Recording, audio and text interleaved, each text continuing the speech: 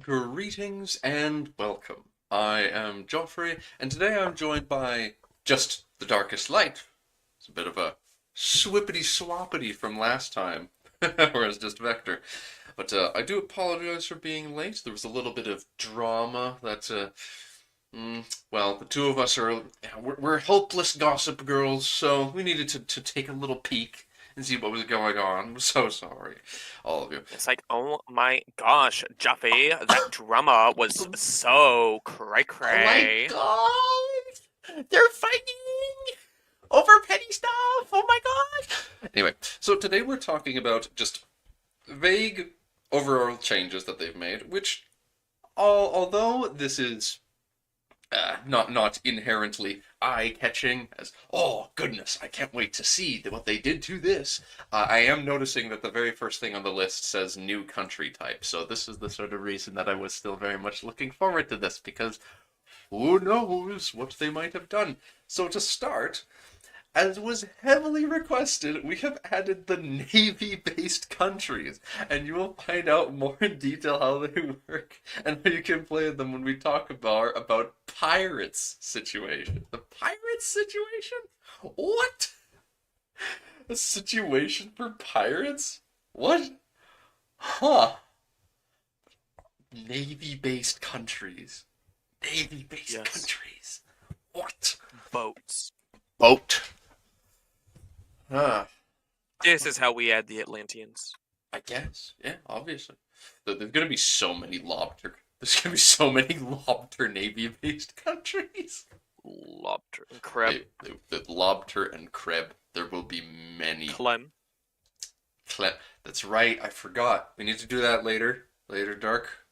I'm gonna go hang out with Velen later today, but we need to do Clem. I must add Clem to map.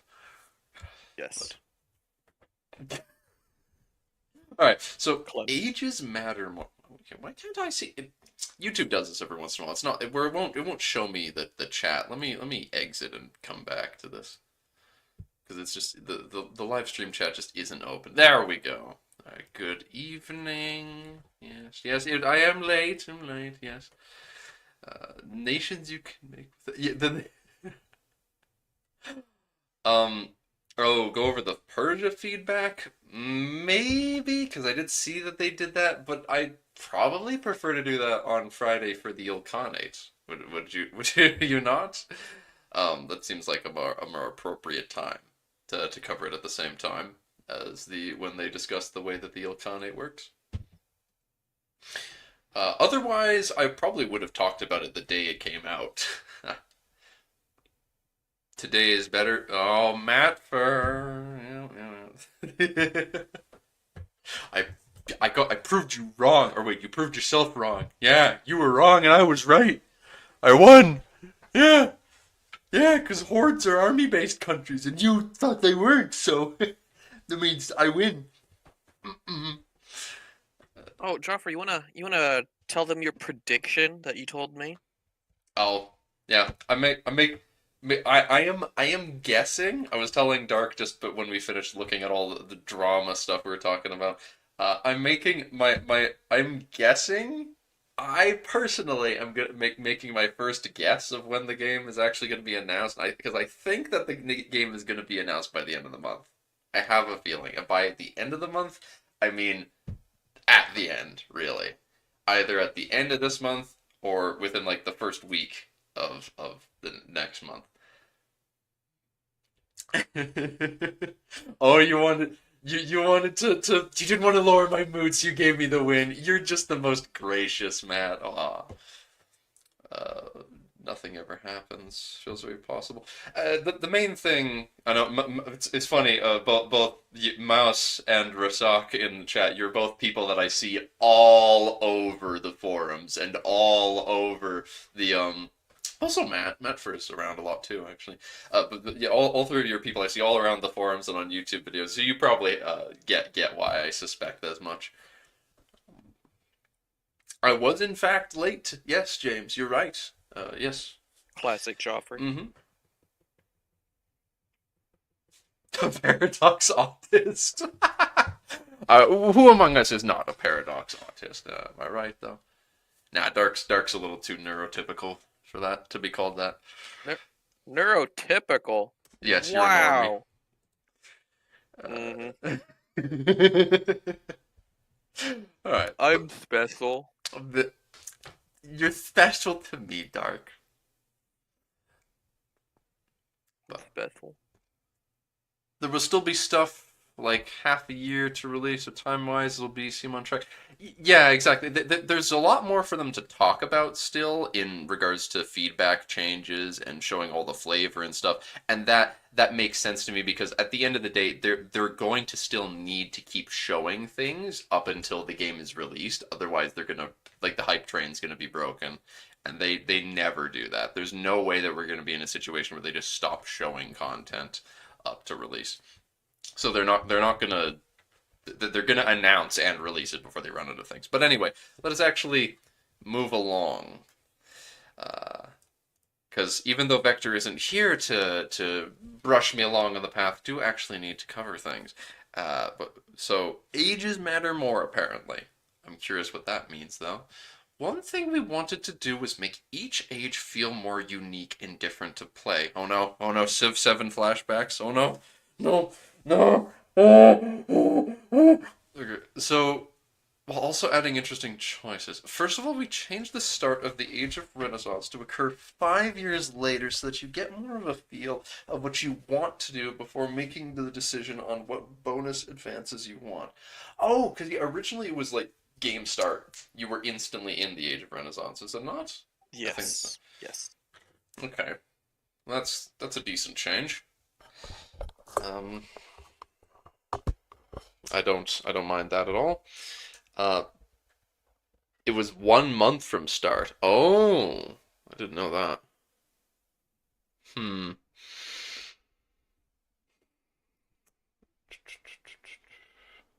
But 5 years should be enough time to give you a little taste of the faction and region you're playing in to decide. Uh, so you can be considering it after you're digging into the content. There might even be some cases where you decide where you tell yourself, well, if I manage to do this, then I'll focus admin, for example. But if I can't pull this off, then I'm going to need to focus mill. Yeah, it's still very fast, of course, but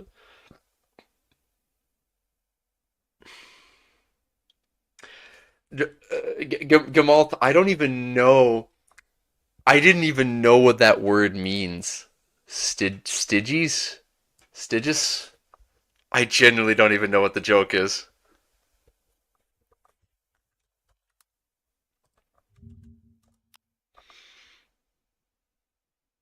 Where is this? It's a town in oh, it's a town right next to Barcelona.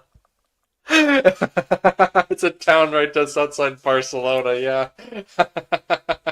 All right. I get it. Okay, okay, yeah. Yes, I'm right there, guys. I'm actually see. This is all a green screen. This none of this is real. This whole time, you thought this was my room? No, I'm constantly on the run. This is actually in my van down by the river. So, secondly, when through how our buildings unlock, it made it so that guilds are unlocked in the Age of Traditions and the Age of Renaissance. And Age of Traditions and Renaissance, too. Workshops during the Age of Reformation and manufactories during the Age of Absolutism and mills in the Age of Revolutions. New categories for a building increases the productivity and capacity, and when you get the mills, you'll employ laborers instead of burghers. Oh.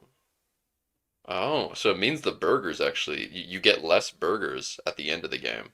That's interesting. Yes, yeah. Yeah, I understand. I understand the joke what now that I know what place he's referring to. Yeah. uh yes. And then the content creators being there is of course one of the main reasons that I suspect that the game will be announced by the end of the month. Especially with some of the the things that some of them have let slip. It makes it sound like they're gonna suddenly miraculously have more content to talk about. Oh, wow. I wonder why they would have more content to talk about. It's mentioned before we unlock hegemons through the Age of Discovery and the absolutism. What? I thought hegemons. I thought they said that hegemons existed at game start, but now, so they don't. They, as mentioned before, they must have changed it, and I didn't realize. But hegemons are actually an Age of Discovery thing. So that is a good century after game start. Fair enough. Fair enough. Well, if hegemons exist from game start, then what are they talking about here?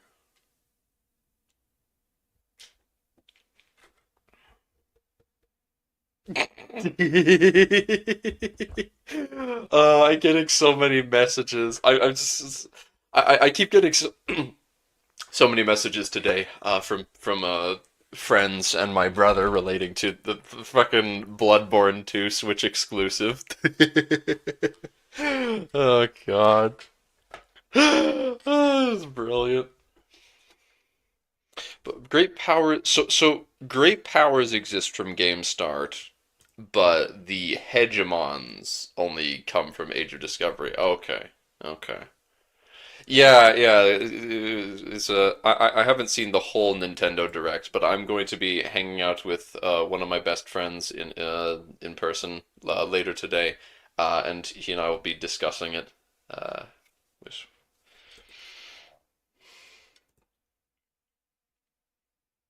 wait, so after testing, we move the outward versus inward societal value to be unlocked when the Age of Discovery starts. Oh, and mercantilism versus free trade in the Age of Reformation. Well, that's interesting. I hadn't considered the fact that there might be um, societal values that just don't exist at the game start because they're not relevant. That's very curious. Yeah, I don't Huh. think mercantilism was really a thing this early.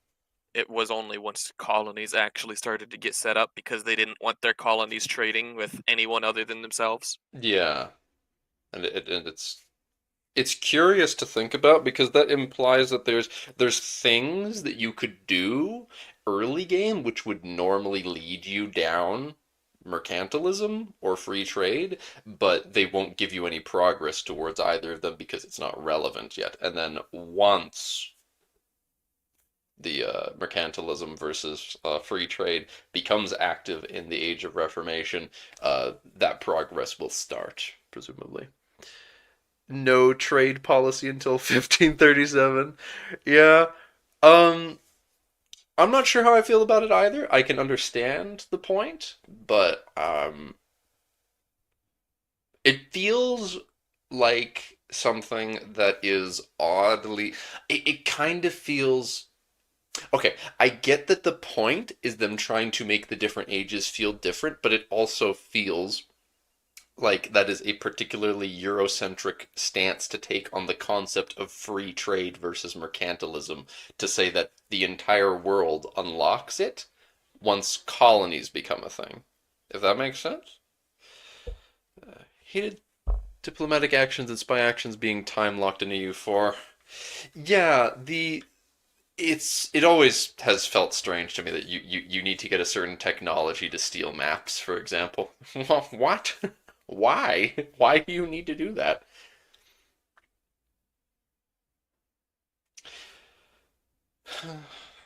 Yes, yes, I can. At the end, Matt, for I can understand the point that yeah, it's not especially relevant. I don't imagine that many places in the world it would be especially relevant, so I can get behind it. It feels a little weird, but I mean, any time that you're trying to make ages that have gameplay changes that affect the whole world, it's difficult. So, Age of Discovery, and this is, I mean, technically the third age because the first one is the Age of Traditions, which lasts 5 years, but still, Uh, and then Renaissance is the one that realistically you'll be starting with, I guess. Um, and then Discovery starts. Does it say when it starts? Age of Discovery ends on 1537. Doesn't say when it starts. It has to be in exactly the year 1492.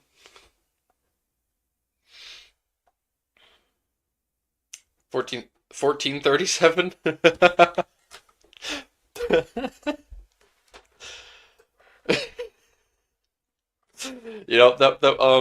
Hey, that wouldn't be the most surprising thing.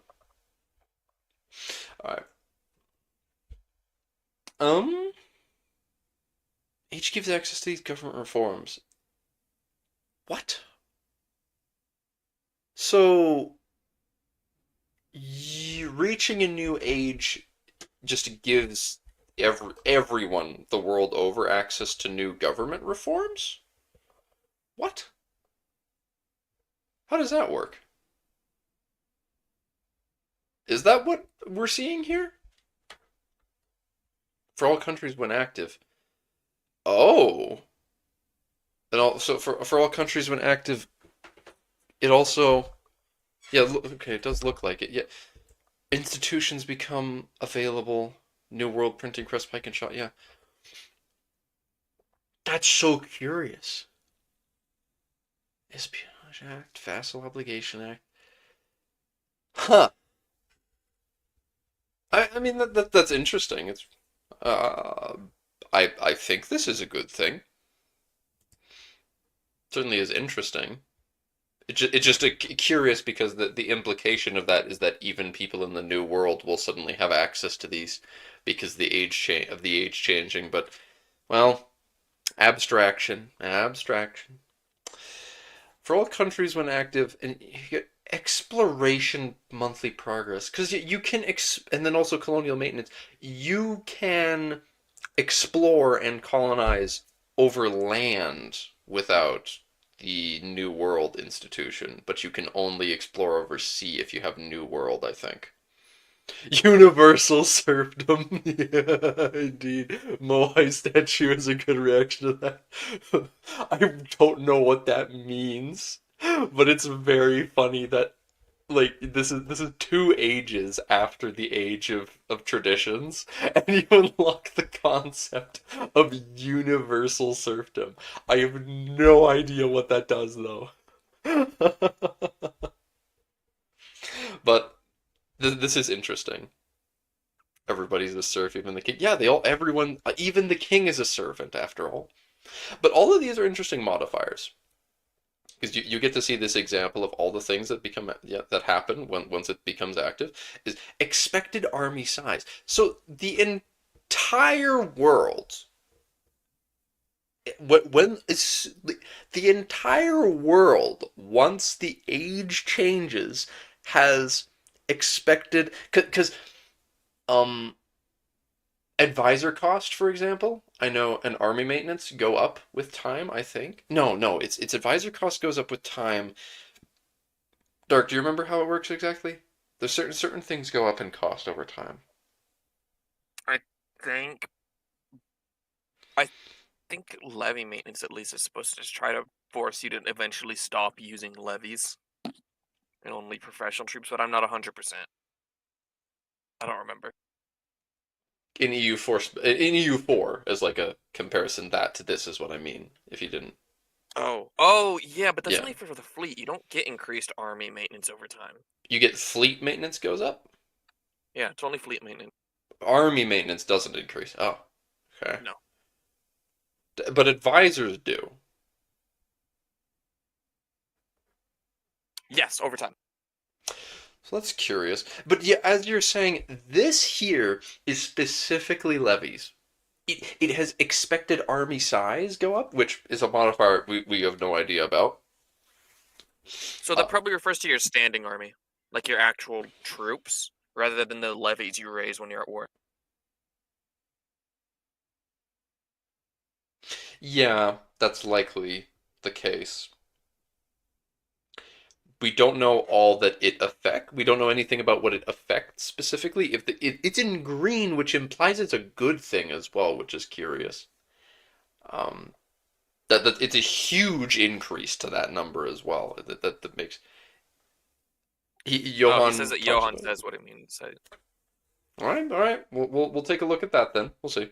Enough yapping about this for now. But it's very curious that yeah, Age of Discovery happens and colonial maintenance goes down among other things, as well as exploration progress. I'm really the more I look at this, the more I am excited to do more speculation now that we've got more information about how ages work, on how when it comes to modding you can make your own ages, because that is one thing we are keen on doing is messing with the ages a lot. Uh, and I'm very curious what all modifiers and other gameplay effects we can have change because of that. Because them mentioning things like unlocking hegemons and then outward versus inward as a societal value that you unlock once a certain age is active makes me very curious about the potential possibilities. Hmm. These things are temporary for the age then? I doubt it. I highly doubt that, in fact, Rasak. I expect that what I believe this to be is a modifier that gets added.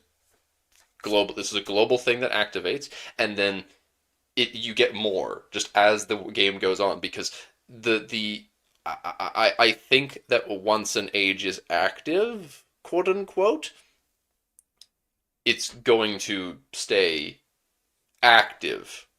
I don't think that I think that this means it's that there are no ages that are going to become deactivated, quote, so to speak. But we'll see. The dawn of the early modern era, new continents are being mapped, while feudal society is slowly giving way to centralized states. For an enterprising state, this age can see the foundation of a worldwide empire. Doesn't look like that from the format. Yeah, you suspect it means that this is going to disable. So it does say when active. But here's the thing. Unlocks hegemons, unlocks outward versus inward. These are things that would stay, obviously. But what you're saying is that you suspect that the modifiers are temporary. You suspect that the modifiers here are temporary, but the other effects are permanent? I'm not sure either. It's very wimbly wombly. Yeah, I think the modifiers are temporary, but the unlocks hegemonies is forever, and the outward inward is forever. It seems a decent guess, because I could see it sounds like an interesting concept that during this age in particular of the game, like they said, they're trying to make the different ages play differently. So the idea sounds interesting that different ages would have different modifiers specifically. I imagine that the expected army size and the levy maintenance, these are vibes that will continue as the game goes on, where levy maintenance will go up and expected army size will go up more and more. But the colonial maintenance and exploration monthly progress are things that I can definitely see being removed. While in future ages, these two, the army size and levy maintenance, will go up, and then you'll have new things that get unlocked. Yeah. All right. Let's continuing along. Maybe they'll. I doubt they'll explain it, but each age also has some unique bonuses which are active during the entire age, ch changing how the age is played. They also have different values for how much levies cost and the size of an expected army. Oh, okay. So okay. Well, there yet again another case of Joffrey just read on, because this explains that that is exactly what they're doing. For the age of discovery, that you have the colonial and exploration bonuses, and all ages have different values for how much levies cost and the size of an expected army. And the Age of Renaissance gives a higher cultural tradition and an increased diplomatic capacity to emphasize cultural progress and encourage a reliance on subjects. That is very interesting. I like that a lot. That it actively makes it easier for you to, it makes it harder to culturally convert, and it makes it easier to have lots of vassals. So for the first segment of the game, it's going to be much easier to do the thing that I keep hammering home and saying it's going to be the thing you want to do during the early game, which is conquer land and then give it to a vassal, because you literally can't make that a core. And with this, if there's an increase to cultural tradition, it's going to be even just, it's going to be really hard to culturally convert people, because unless you're like an Italian who is already going to be having a lot of cultural offensive bonuses from art. Yes. Um, Glorious France can have their 20 billion subjects. exactly. They need to. Otherwise, is it even really France? I don't think so. Greetings, AIM, as well, yes. Give lots of freedom for modding if you can add any modifier. First random thought, worldwide magical disaster. We have all sorts of ideas like that in mind, yes. One thing in particular that we want to make we really are looking forward to just trying out as a thought experiment and seeing if it functions is we're going to want to try to make alternate ages. Ooh. We want to see if the UI is going to let us do that, where you can have multiple options for ages that will happen, that will functionally, like they'll give you the same institutions and such, but have different global effects, if that makes sense. And here, this is shown that's built in. It's built in the concept of the global modifiers that will change, and that is something we want to do, is to have, depending on the actions of the player and AI, and some factions at GameStar would be poised to affect these things. You would you would see this change to different global ages. We don't have a traditional Protestant Reformation in our setting. However, there are like across the entire planet, is lots of bubbling under the surface religious tension that could boil over. But that's one of our ideas for an alternate age, which is if the right things happen. So, you balance the scale. Does it lean this way or that way? If it leans too much towards things being disunited and fractured religious wise, then uh, central authorities will break down worldwide and new religions will pop up all over the planet. Age of Balding, yeah. Uh, we have a name for it, but I mean, we're not talking about that yet. Just thought I'd give you all a little snippet because we haven't officially announced it yet. So it's like Project Caesar. It's a secret project. I mean, what do you mean? Age of Discovery gives cheaper colonies. Colony charters. Yeah, yep. Age of Reformation gives lower trade maintenance and faster religious conversions. Whoop-de-doo! Absolutism allows you to integrate subjects faster, and revoking privileges from the estates is far cheaper. Ooh, that does sound fun. Yes, yes. And in the Age of Revolutions, your war score cost is reduced, but also reduces the loyalty of subjects. That's great. Oh, this is all just great. Oh, I love that. Oh, so during the beginning of the game is the big yeah, lots of decentralized heavy vassal play. You can't convert people much, but then during the age of discovery, it doesn't change all that much, I guess. You just have a, it's a little neutral zone, but Reformation, the age of Reformation is where you get that just big burst of religious and cultural conversion really starting to take place. And finally, the age of absolutism is when you integrate all those subjects and you really have to try and focus on making those lands that you've annexed your cores before the age of revolution happens, where suddenly all of these lands that aren't your core are going to get a lot more disloyal, and whoops, suddenly all your colonies are going to be a little harder to keep in line if you haven't maintained a solid control of your core territory. The age of glazing. The age of balding versus which is the age of glazing is the age of Renaissance because that's where all the diplomatic capacity is. The age of balding is the age of revolutions. That's what they should have called it. Why didn't they call the final age the age of empires? Like, yeah, I highly doubt anyone's gonna honestly play that late in the game. That's the sad thing. Ooh, colonizing changes. Woohoo!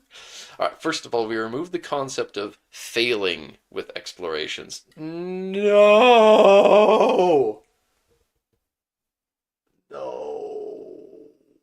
Why would you be upset about that? That makes it where you can't just have like, oh, I have a 98% chance to succeed. Oh no, I failed. Dark, I really, really, really want to be able to make places on the map that if you try that to explore, it's going to be really hard to explore, and Simple. that the AI is Just not make going it to want to take do it. a long time.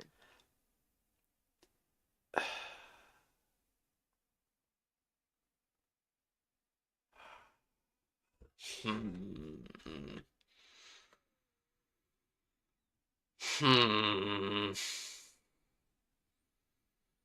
I mean, it makes sense. I understand why they do it for the reasons that they're saying. I know what you're saying. I get that. It's annoying to fail the 98% chance, and it. Mm, I want to gotcha for maps, though. I want to roll the dice and see if I get it, or if my explorer dies of a foot fungus infection. See, I want that, and I, as a modder, want to force people to roll the dice even worse for the potential of great rewards. I think But dice rolling like that can be just too frustrating for people, especially if they get it super high and then it fails anyways. it's true. It's true. I'm sure that there are ways that I can make a spots on the map, that are harder to explore for some reason, and still make it satisfying to achieve, even though you'd have to put a lot more effort into accomplishing it. Huh. I don't know. Hmm. Well, in any case, moving along, anything that affected the chance of failure of an expedition now impacts the staging time of the exploration expedition. Okay. Hmm. It all turns into time in the end. Yes, it's true. So things that would make you more likely to fail it and then have to try again, so taking more time just makes it take more time again. So I'm sure that there's ways that I can make an exploration thing take a extraordinary amount of time unless you have a certain thing. Like it'll cost a ton, it'll take a ton of time. The AI is basically never going to want to do it. Um, Presumably you can explore more than one thing at a time. We don't know exactly how that works, but one thing that I am concerned about is that if it takes if you can only explore one thing at a time, then I might have difficulty making something like that where it's harder to explore it because then the AI or a player could be stuck on that one exploration mission for ages. Not literal ages, but you know. Hmm. I don't know. I don't know. Speaking of staging, now when you start a colonial charter, you need to select an origin province where they will send pops from. To hook this into the economy part of the game better, it will also require goods to be able to ship colonists. The current origin location gets a small boost to increasing prosperity and development while the colonial charter is active. Colonial charter targets now prioritize where there is a lower population, where you'll have foreign buildings and a natural harbor suitability. Prioritize. I thought you choose. What? Colonial charter. You need to select an origin. Why does it say it prioritizes it? Colonial charter targets now prioritize where there's a lower population. Oh, you. Oh, okay. You choose where you are taking your pops from to send to the colony, and then when you select the place you're colonizing, it chooses places that have good harbor suitability, where there's a lower population, and where you have buildings already set up that are doing things like religious conversion. Time to depopulate your entire home country and send everyone to the colonies. Hey, why not?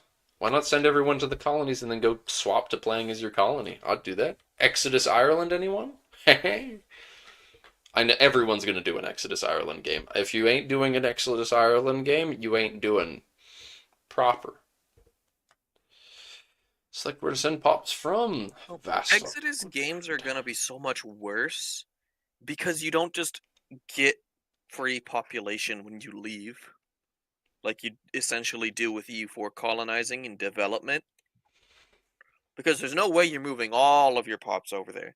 You're No, not your wrong. pops are still gonna have to be growing. You are not wrong. That is send everyone to Greenland. Oh gosh. And yes, you are right, Dark. That is a serious thing. Yeah. The colonies are just not going to have as many people, so it's not going to be the same situation where you just rock up and it's just like, oh, I take the higher developed colonies thing, and then suddenly all of these locations are at bare minimum a 6 dev province, and you just shit out 6 dev provinces all over the place. Any colonial nation will have to go wide to start, really. Yes, they'll need to go super wide and then build up their population growth from having tons of undeveloped land. So they'll get lots of migration attraction from the homeland. But wait, no, they're not in the same market though. And since they're not in the same market, they're not going to get migration attraction. Unless no, there's stuff for that though, like because you can expel people to the colonies somehow. They mentioned. I don't know. Yeah, I think it's via an action from a cabinet member. You can expel people with that, but are you able to target a subject with a minister action? Because you need to Huh. realistically, what you'd need to do is press the expel population action on a tile in your country, and then click on a colony and say encourage migration. But I don't know if you can do that on subjects. If you can, that would be interesting. Actually, you probably can because you can. Oh God, that adds more levels to shit. Oh God. Um, because you can encourage you can do diplomatic stuff or you can use cabinet actions to give you some bonus with another country, I think. I forget what it is though. It would be very funny as well if you could do the expel population on like your capital and then encourage migration on a subject's land so that you just send a ton of your own culture people into their land before you annex them. uh Power from goods, not pops. Yes, make money from trading the goods back with the home country, of course. They get you highway robbery. Yes. All right.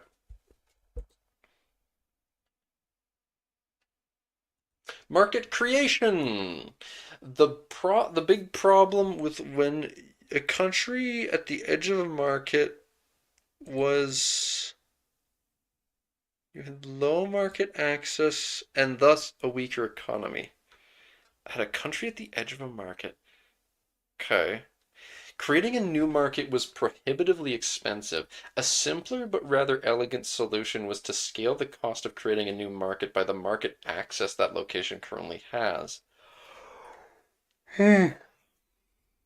This also has the added benefit of making it easy and cheap to set up a new market for your colonial subject. All right, I like that. I like that. So a colonial nation isn't actually going to have a hard time creating its own market. That's good. It's good that they shouldn't. Liberate slaves peace treaty. Another thing requested was to force a country to release all pops they had enslaved from you. If, let's say, they raid your coast for slaves and you send the Marines to, let's say, the shores of Tripoli, you can then force them to sign a peace treaty and return all your slaves. It's good. I like that.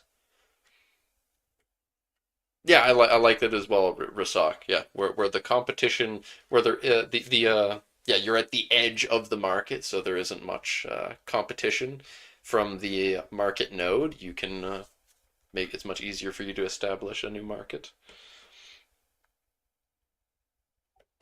It's not hard to attract people to do business someplace else if they don't if it's harder for them to get to the place. Market creation, yeah, okay, culture. Some of you requested a more dynamic way to handle cultures. Yes, yes, yes, okay. So we've added two new cabinet actions, each which currently takes about 10 years to complete. Okay. Unify culture group. The fuck? If you're an empire and the dominant country of your primary culture, the Unify Culture Group cabinet action can be used on a culture group belonging to your primary culture that is no other countries with that culture group. Upon your completion, Upon completion, your primary culture will change to a brand new culture. Pops in your country of the same Yes. culture group and language will also change to this culture, and this can only be done once. Forming new cultures too. So, so you can what? Okay, there's a culture group, but so like heritages though. I don't understand. Heritages are a thing, and people have multiple heritages in each culture, right? So how? So is the idea then, if you take French, for example, that's probably the easiest one to do with this with then. French and like Iberian. There's something you don't like about this though. As an Italian, you can't unify all the peninsula because there's two languages. Wait, okay. If you're an empire in the dominant culture of your primary culture, the unified culture group cabinet action can be used on a culture group belonging to your primary culture.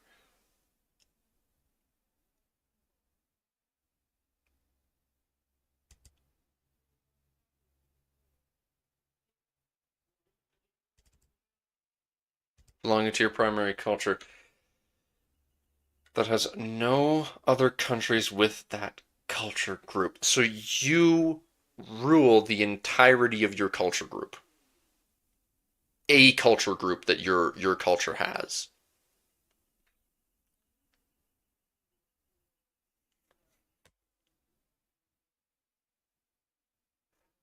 Upon completion, your primary culture will change to a brand new culture, and pops in your country of the same culture group and language will also change to this culture.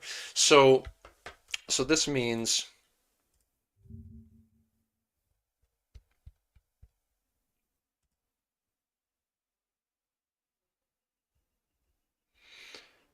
the paradox form is down. Oh,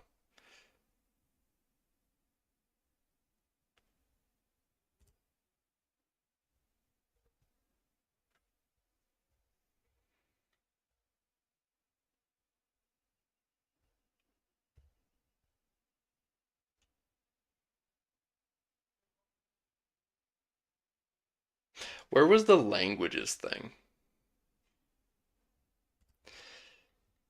Like French feedback. I want to see because there was something where like the south half of France.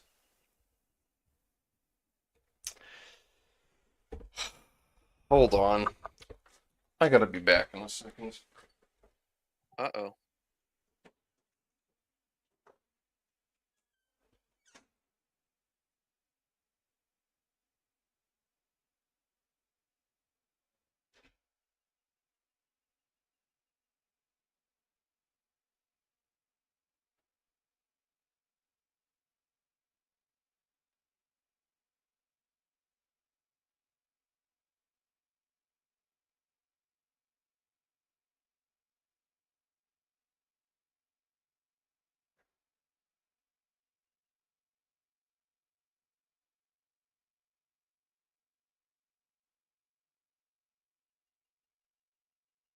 All right, gamers, we have glorious chair camera.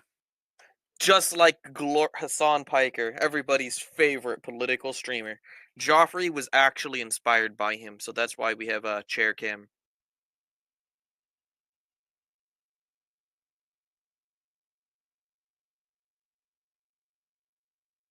Maybe we should put up some YouTube videos while this is going on, so we could really have the authentic React experience.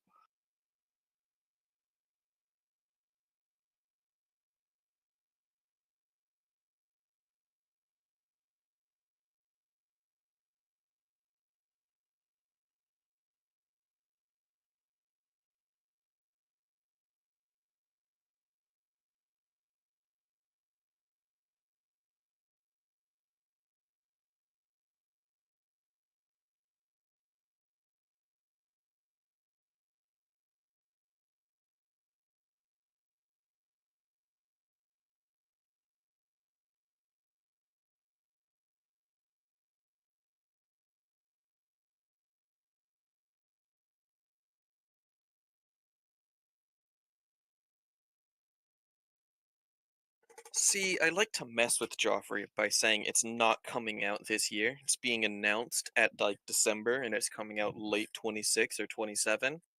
In reality, I think it will probably be announced over the next 3 to 4 months. I don't know if Joffrey is right about it being this month, but I think it's coming relatively soon. And then it'll come out about 6 months after announcement.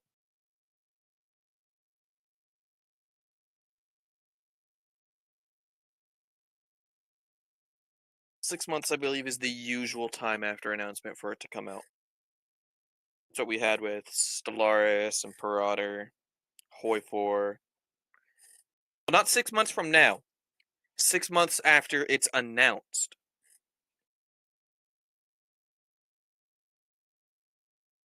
And like I said, it could be announced in the next 3 to 4 months.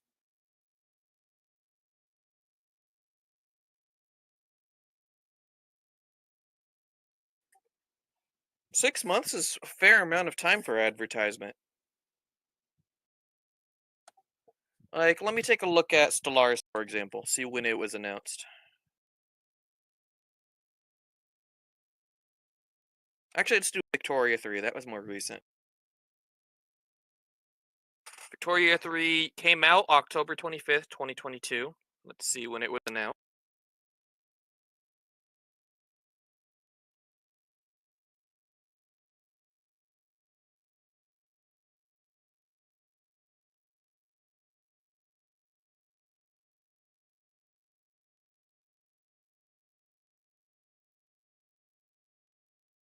Don't worry, gamers. My computer is very slow. Here is the announcement.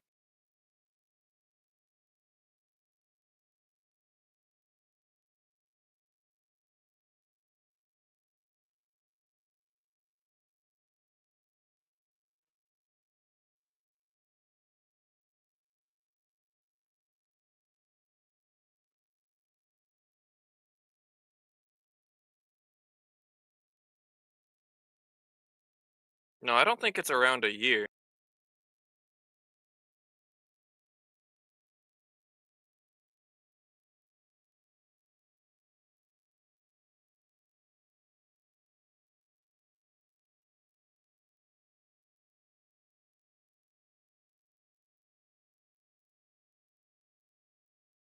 Oh, maybe it was.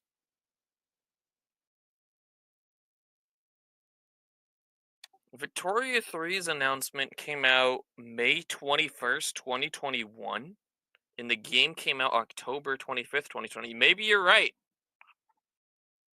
Maybe it'll take a long time, which I'm sure Joffrey won't be happy about.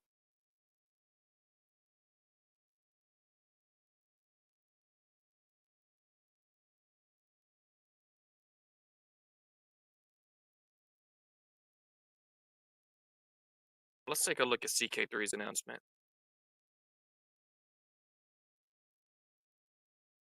CK3 came out September 1st, 2020.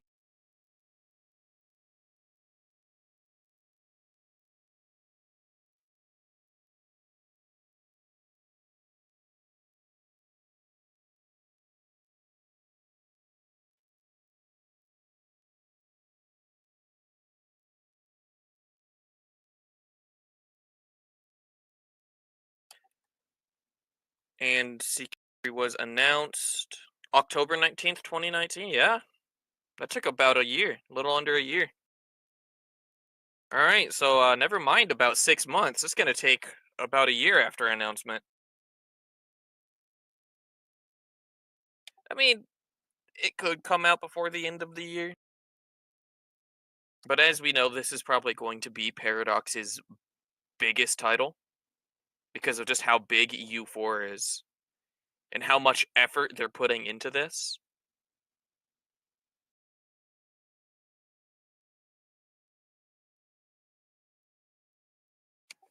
They did for Victoria 3, I know. They had all sorts of dev diaries throughout.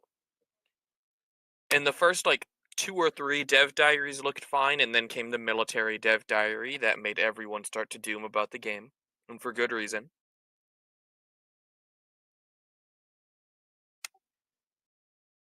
Stellaris, I think, had a dev diary every week. Other than they had, like, their 1-month breaks during, I think it's either June or July.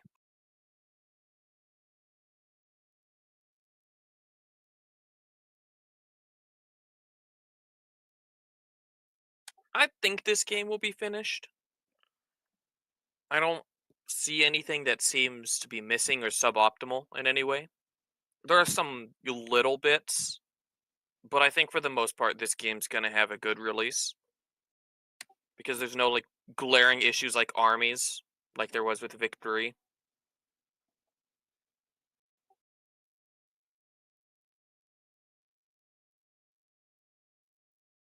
The biggest thing that's missing is not being able to play the laneless societies,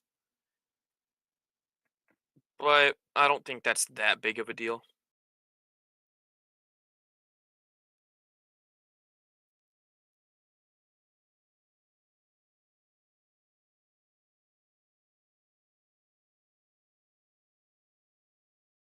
Yeah, I'm surprised it hasn't been announced either yet. That makes me think that there's something still wrong with the game that they're trying to fix or something that's missing.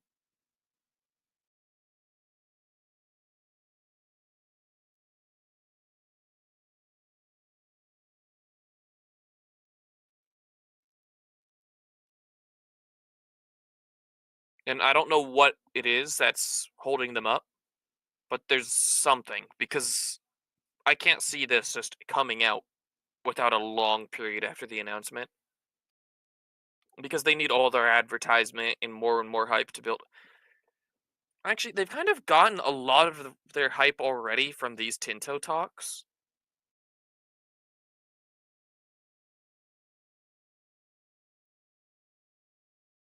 But no, they would still need more hype from the actual announcement. Yeah, I heard about Ludi's video. I didn't get to see it.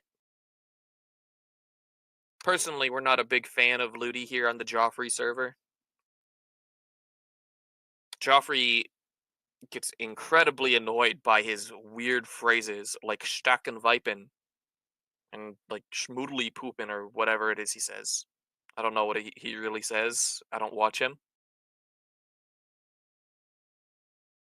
Oh, no, no, no. It's just his mannerisms. It's nothing he did specifically. We're just not a fan of how he styles his videos.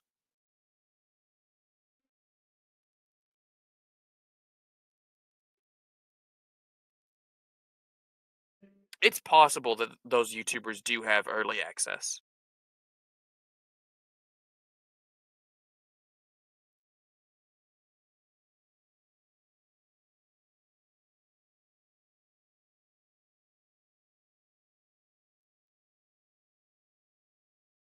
Hmm. We just need to get Joffrey bigger so that in the future he can get early access to games.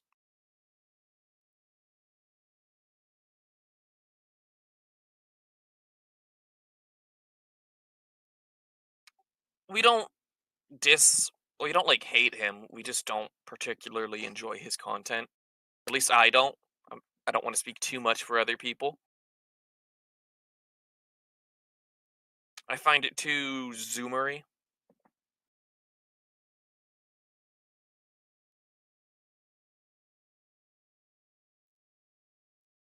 Oh, probably J Bean got early access. They gave Lonely Nidus, or as some of you might know, Pink Panzer, early access to CK3 to work on their God Herja mod.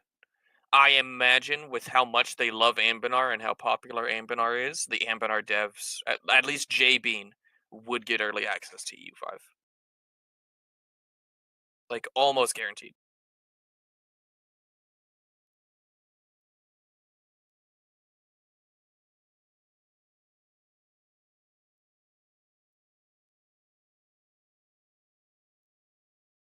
I haven't heard about that one, but I wasn't really keeping up on DoD.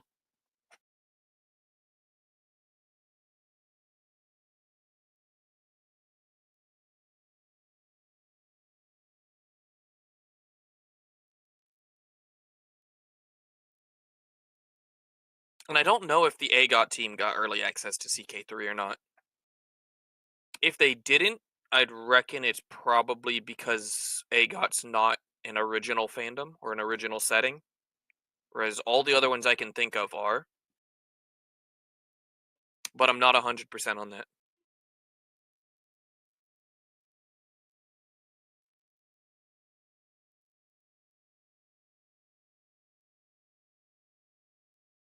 Maybe, but those two mods took quite a long time to come out after CK3's release. Like, AGOT and Elder Kings, I remember people waiting for those, and they took a very long time.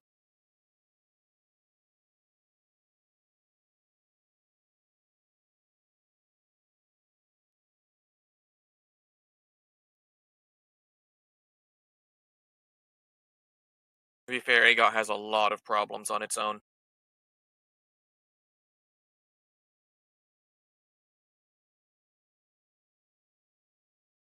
Well, yeah, Matfer, but if you compare it to something like God Herja, which came out way before, Elder Kings and AGOT were slow. Which makes me think they might not have gotten that early access.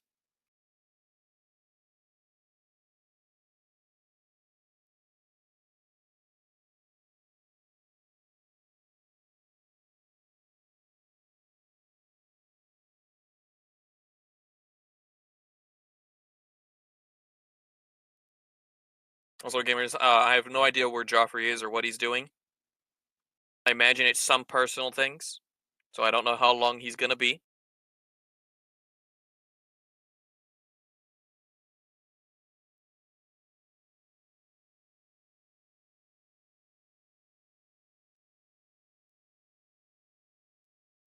I don't imagine a dump would take this long unless it's like a really bad one.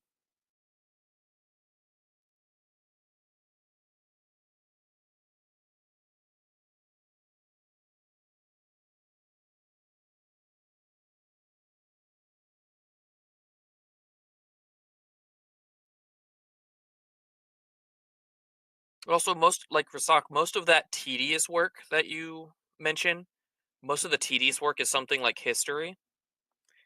And I can tell you that at least on Realms, we have decent generators for that, where we could generate and then fine tune afterwards, which makes that so much easier than it was in CK2.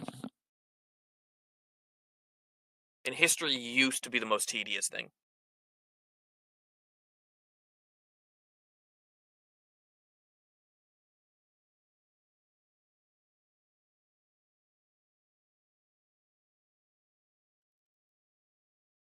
Yeah, it might be food poisoning. I mean, this man likes pineapple on pizza.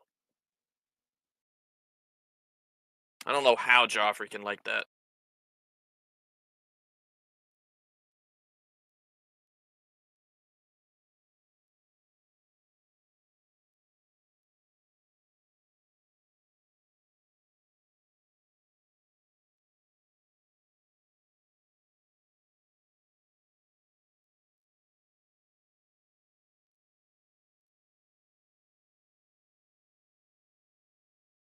Also, aim. That's in his dreams, his wildest dreams. He would never get his hair back. Well, maybe I could shave my hair and give it to him as a wig because I have thick, luscious locks of silky hair. And I always make sure to remind Joffrey about it.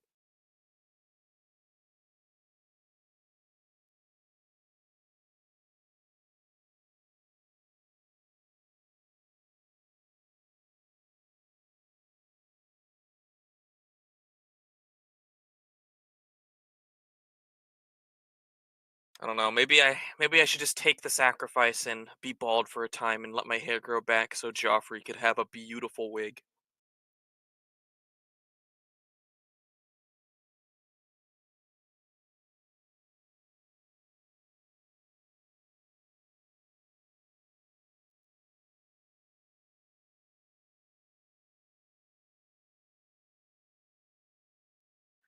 Nah, he's more of a Lenin cosplayer than a Mussolini cosplayer.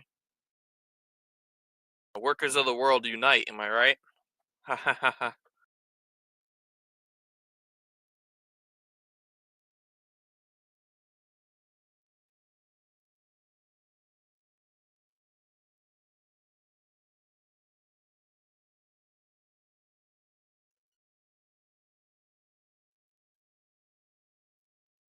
Oh, and there he is.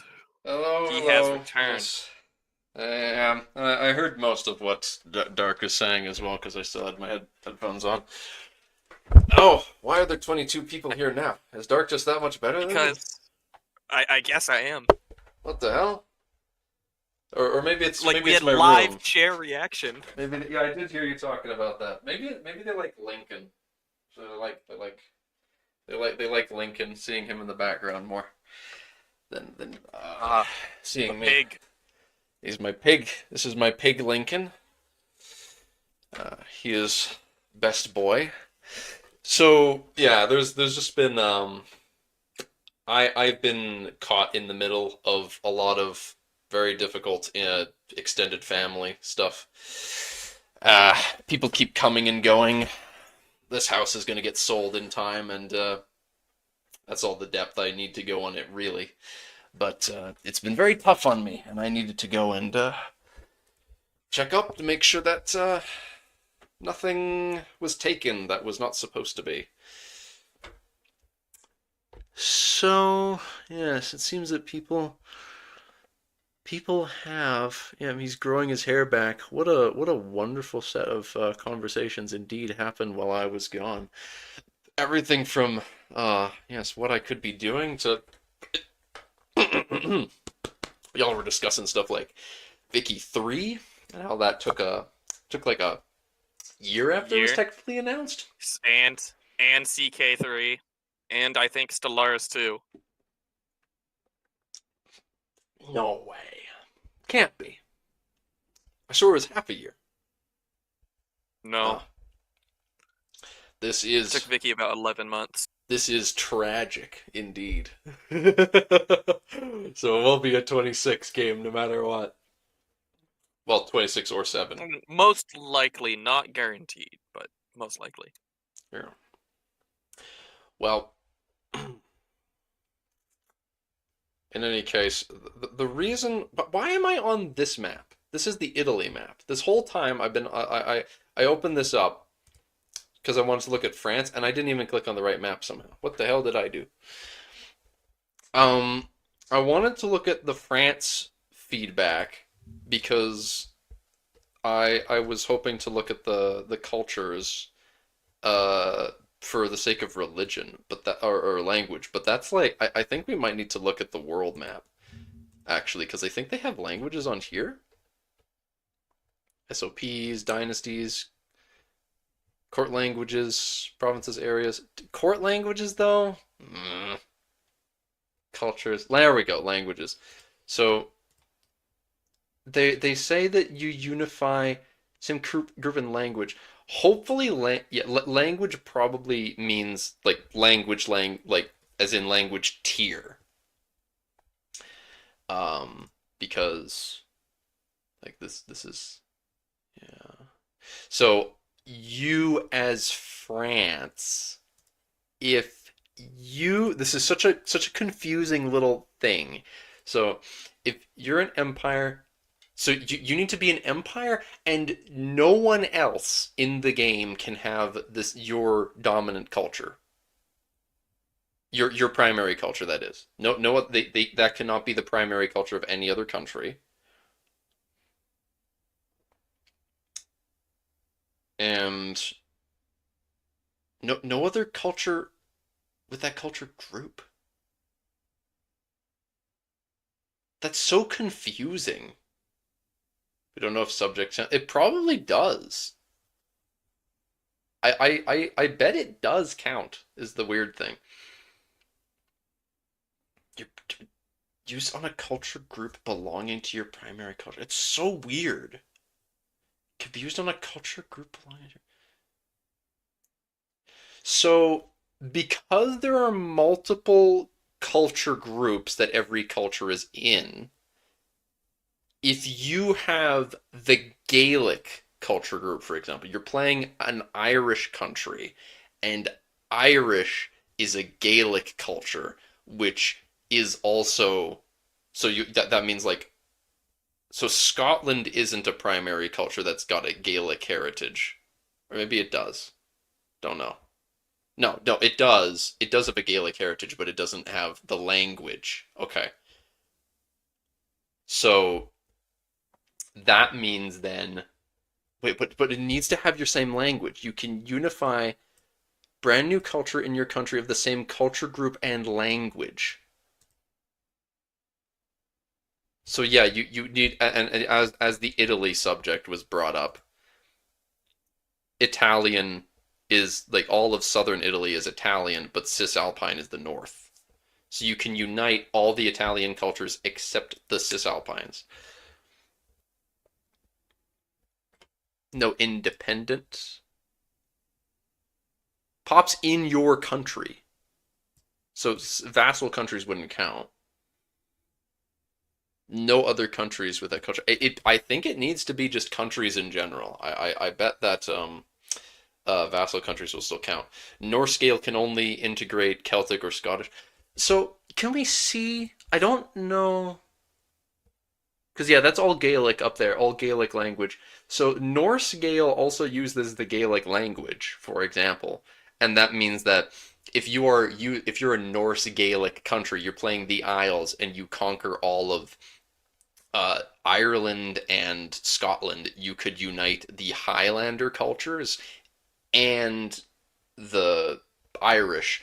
All of those could unite into a single culture that would be a new culture of some sort. So, what if France has colony? Well, fuck you then, Matt. Because now you're making me ask real questions that are confusing. That's annoying. I don't like that. It's a good point, and I don't like that it's a good point because it's confusing. So maybe it is independent countries. Because if a vassal stops that from happening, then what the hell's the point? You know? Hmm. Canada can't be unified. Fuck you!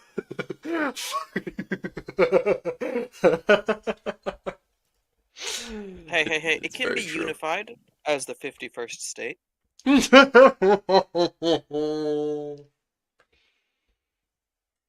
Pig. Damn the Quebecois. Yes. So now let's actually figure out what the heck this whole forming a new culture is. Okay. If you are a kingdom or empire and not the dominant culture of your primary culture, you can break away from it and form a new culture. Dominant country of your primary culture. Dominant, but yeah. So this here is like basically exactly like the point of a colonial nation. Yeah. Where colonial nations are going to be doing this all the time for sure. Where like if you because you can make a new colonial nation for each colonial charter, which is areas. So if you look at let's go back to the world map. Go back to the world map again. Language, religions, materials. Is it back up this way? Harbors, development, vegetation, topography, climate, areas. Areas. This is the map mode. Every one of these areas uh, can be made into its own colonial nation. Um, so yeah, the eastern seaboard is going to be littered with new colonial nations, and each one of those countries, each one of those colonial nations, if you're playing the Brits and you're colonizing the 13 colonies, each one of those can do the foster this culture and make a new divergent culture from English, seemingly.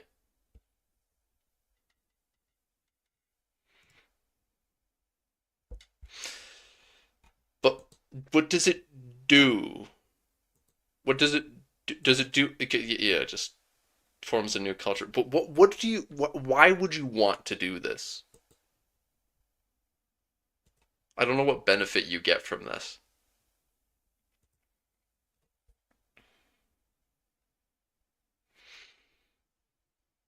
It's cool. Satisfaction. Keeping your pops and estates satisfied is a key part of the core gameplay of Project Caesar. Yes, yes. The balance here has been tweaked countless times over the years of development, and currently each privilege or other source of satisfaction gives small values, so it's harder to get all estates perfectly happy all the time as a player. You can, you can be Canadian in EU5. Yes, how wonderful! You can make You can in Canadian EU4 culture. too, but you know. Yeah, you can. It's true. You can. In fact, I played a multiplayer game of EU4 once where I played as Ditmartian and I did an exodus to the New World as Ditmartian, and then I formed Canada again as Ditmartian, and then from Canada I then went back to the old world and took specifically the Isle of Man.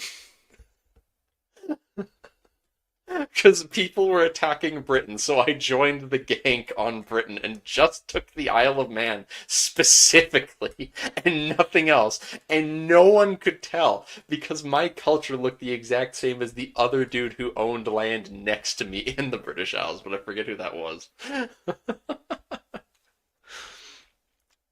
Bet you can get some funny culture names by forming a new one. I wonder how that works. Yeah. Honestly, this whole culture reworking thing is giving me all sorts of causes for pondering stuff in regard. I am Joffrey the Ponderer. Um, in regards to my modding plans for cultures, um, very confusal indeed. I may end up needing to split. There is one specific culture that I might need to split up more than I had intended.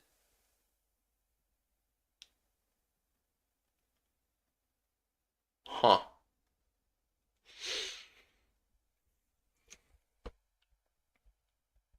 Hmm. Very curious how this is gonna work.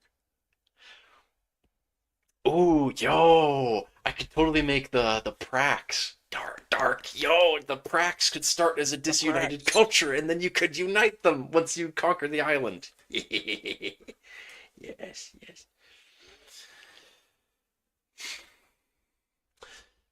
But yeah, keeping the estate satisfied is difficult. The one other thing we've made is that when you build buildings in lower control areas, the pops that belong to the estates The pops that belong, the pops that belong to the estates these buildings employ get a small boost in satisfaction. Build buildings in lower control areas. Inversely related to the current control. This makes it possible to target some infrastructure development to keep the populace happy in less central parts of your realm. What?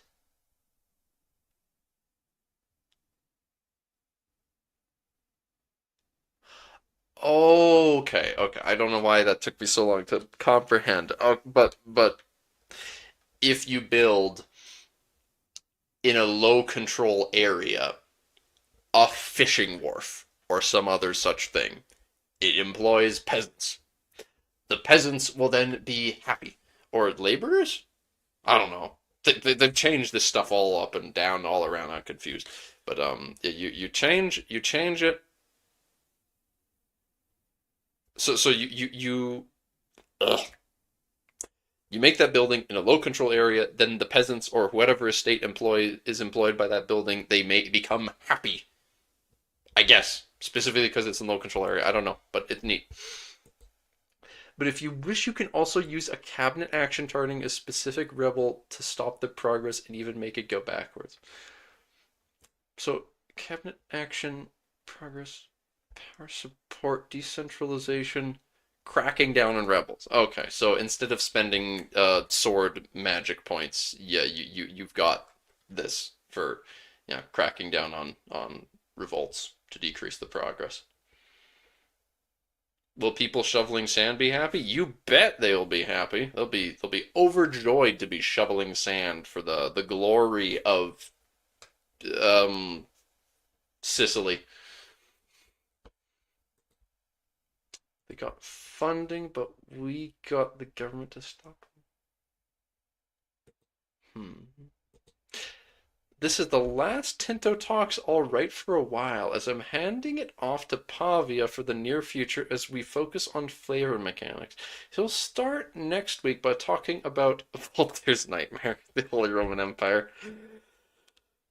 Oh, golly gee. Yes. So we're gonna be getting soon TM. Yeah, we'll be getting the soon TM will be getting the and by that I mean Friday. We'll be getting how the Ilkhanate works, and then just next week we'll be getting how the HRE works. Horn of Africa review. Woo! It's gonna be juicy the next bit for Tinto stuff, isn't it? Then, Horn of Africa review. Not so long after the Ethiopia flavored. Hmm. Alright. G-Store feature and colonial changes. Any thoughts given to expand to more uses? Still think that makes perfect sense. Others may eventually get similar mechanics. For now, it's a good Iberia only mechanic. I mean, it looks like the Conquistador is specifically. Yeah, I mean, I don't know what the colonial changes they're talking about that are specifically for Iberia, but yeah, it's a Conquistador, sure, only for the Spanish. Will be very cool seeing how those international organizations work. Yes. We have been extremely excited to see how the Elkanate and the HRE work because we, of course, are trying to make our own versions of those. We have a particular place in our planned mod that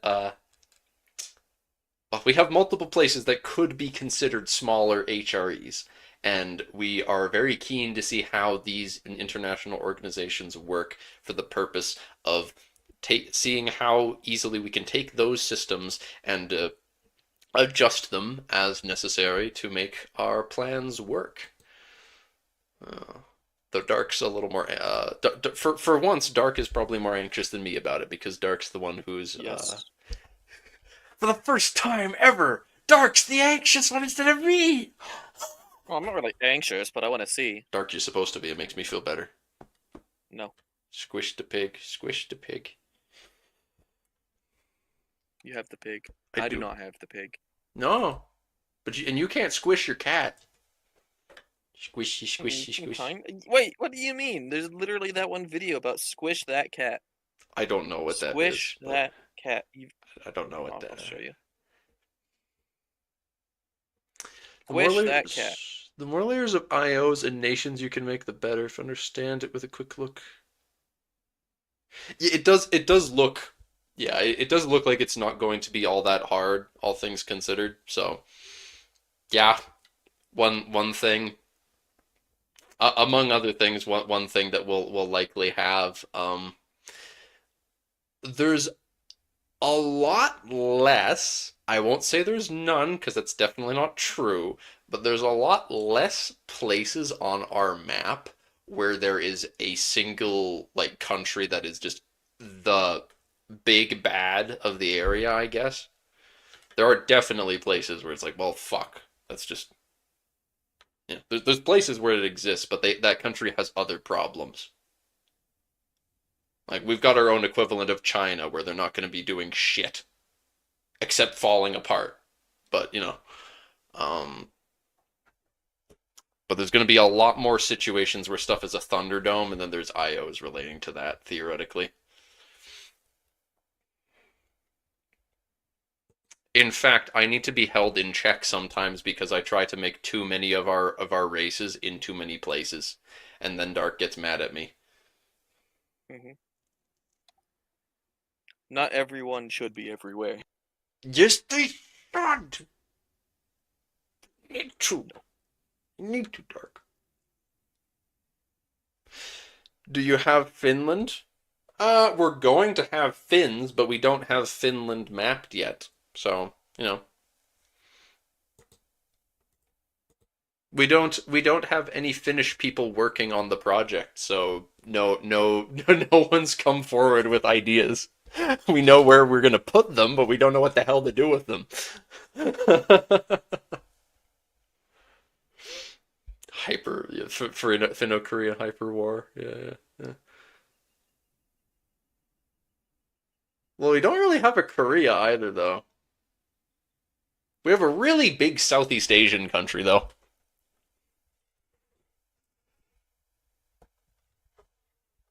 Though we have Finns. Never mind. This announcement. Where's the announcement? The announcement for what, Johan? Oh, yeah. This is a really good thumbnail for the illustration. Yeah, it's an illustration for a disaster. Ooh, I like that. Yeah, of course it is because it's got the crown. Yeah, there's always a crown in those disasters.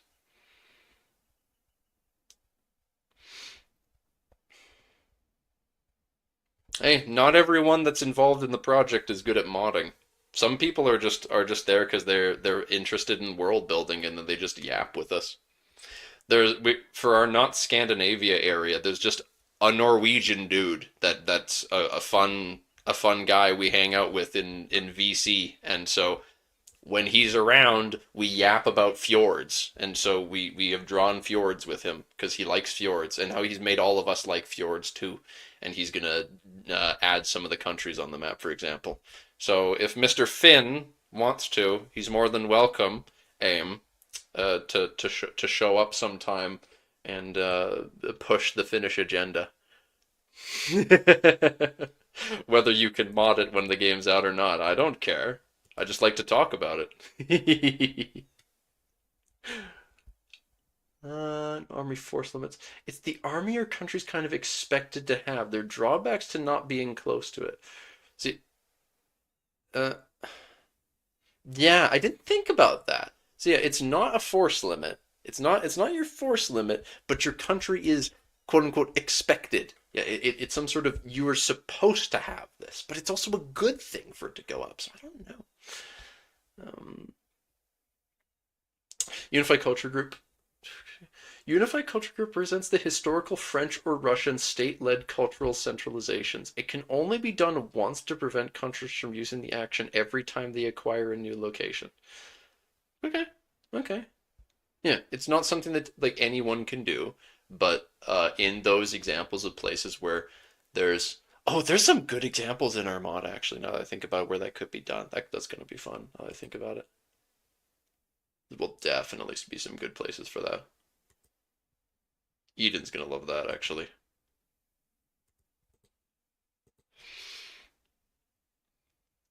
Diplomatic drawbacks and prestige. Yeah. I don't know. I don't think it would affect diplomacy related things, but I could definitely see prestige for having a insufficiently sized army. That's a pretty standard thing. Expected size of your standing army is too low, so Probably we less loyalty from like subjects also and estates because the estates expect you to be strong, but you're weak. that's a good one. I like that. That's very logical. Yeah, your estates and vassals being less loyal for that for sure. Using unified culture group merge English and Scottish into British. What about Welsh and Irish? Welsh. So you could, as it says, merging English and Scottish into British. You could do that. Yeah, you could merge English and Scottish, but you could not be. Yeah, Welsh and Irish are not. Yeah, yeah, Welsh don't use the English language, and Irish isn't part of the British culture group.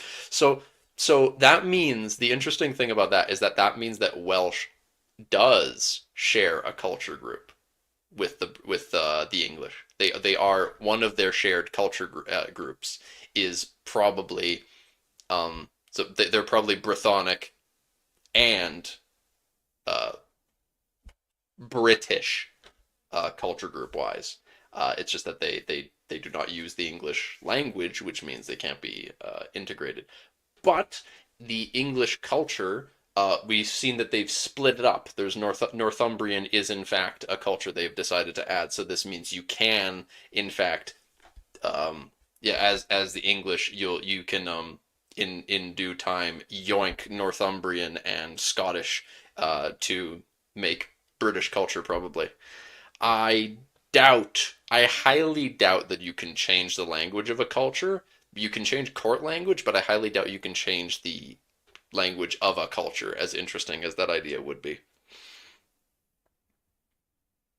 British contains every Unified culture in the Germany. Isles except Gaelic Irish. There's no way that, except Gaelic Irish. Are you saying that really? Because they did talk about this. That means that Scottish Highlanders and the fucking Norse Gaels have British culture too, British heritage. That's crazy if so. Big if true.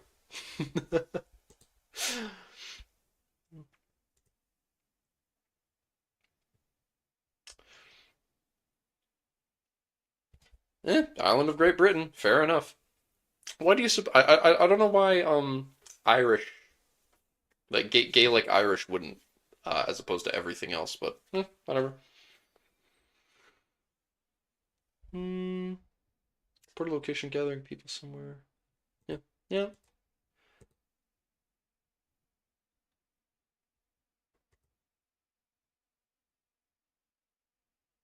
Feel like nations in different ages are antagonized by different values at the Renaissance. They are antagonized by religion.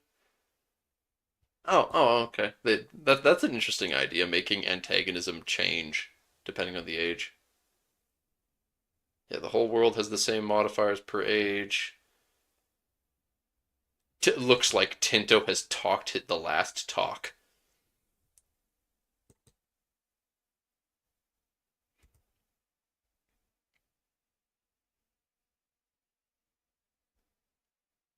You know what? That's a fair point. That's a fair point, Matt. I can agree with that. The Brythonics and Gales of the island of Britain have the British, yeah, but the Gaelic Irish do not because fun fact they're from Ireland, so only the ones that speak English are. That makes sense.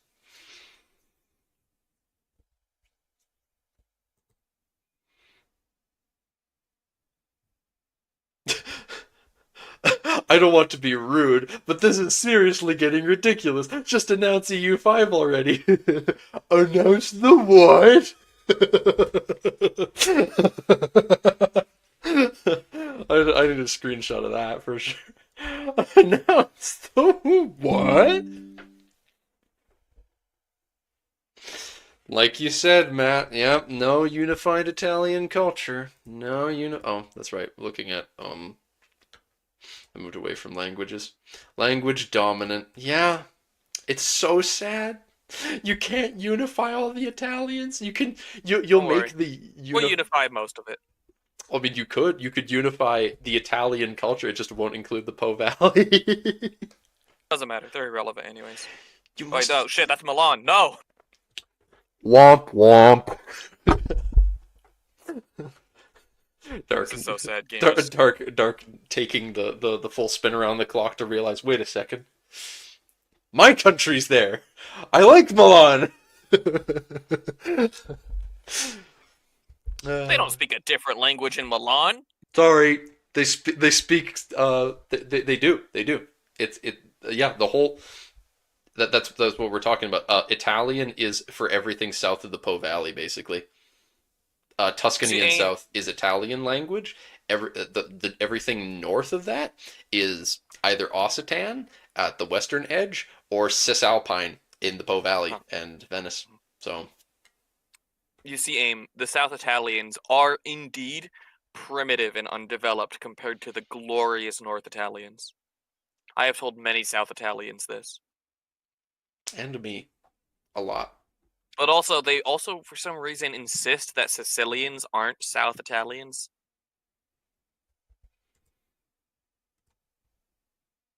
But I tell them that they are. There's so many cultures at the southern tip. Love me, Magna Greeks. God, the New World's cultures is so disgusting. Rest in peace, playable Blackfoot. Though I can make out all three of their cultures here. They're these like pinkish ones in this corner. All three of the different tribes of the Blackfoot Confederacy. You can't play any of them because the cultures exist, but they don't have. They don't. They don't have walls. They don't have It's all because they walls. don't have walls. They don't have walls, and they don't know how to keep playing. They just want to play Blackfoot in something other than Old World Blues. You see, Matt Fair, that would require them to be playable to be united.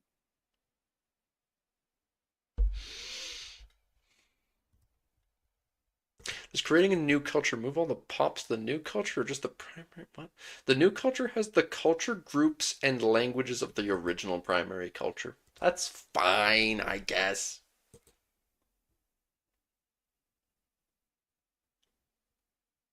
I kind of wish the one thing I'll add though that it's got the same culture groups and language of the original one.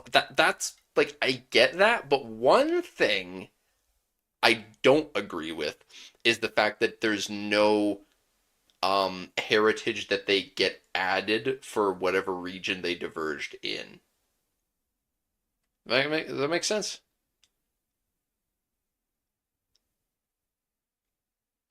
Because that would be neat to me if there was a way that you'd get that. But again, this game isn't meant to be so complicated as that in regards to cultures and like cuz you could theoretically do all sorts of things with making a new hybrid culture or diverging and then choosing what heritages to keep and take or some bullshit like that. But, at some point you need to just let it rest, Joffrey. Yeah. Some of the breakaway cultures are dynamic. Nice, nice. That's good. It's good.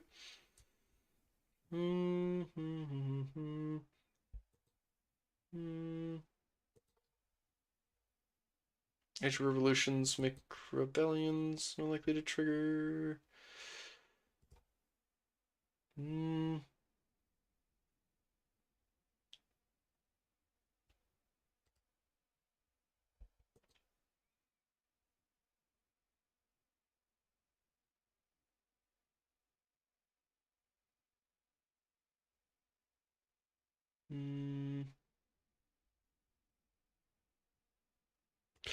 Currently, unified culture groups are simply named after the culture group. Diverged new cultures are named after the country that forms them.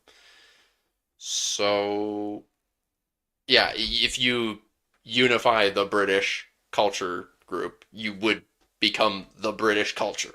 That makes sense.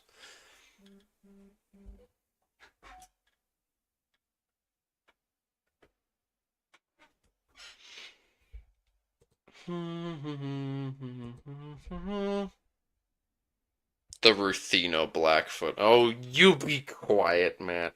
You be quiet. I don't actually have any Blackfoot in me. If I was making a hybrid culture that was actually accurate to me, it would be North German. Uh, mm, Low Saxon, probably. Yeah, it would be Low Saxon and Ruthenian. Low, Oh! lesser. Oh! Sorry, you didn't do anything this time, Matt. I just assumed. It's actually still the Finn. My apologies. What did I do? Actually, yes, you are just the Finn, TM.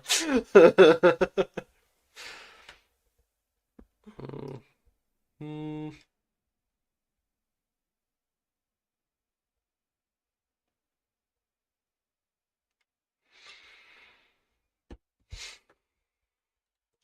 Can't roleplay Scotland. You can still lose money on a colonial charter. Yeah, well, I guess, yeah. I mean, there's other reasons a colony can fail.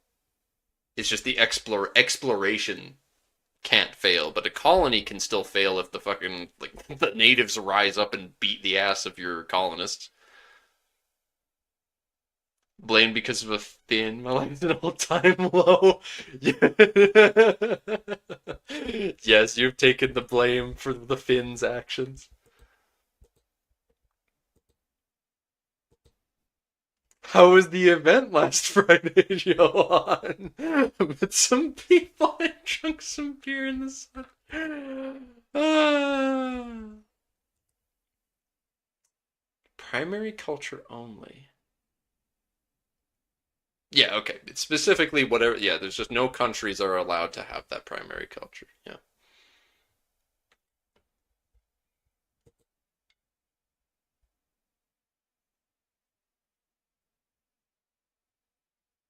German.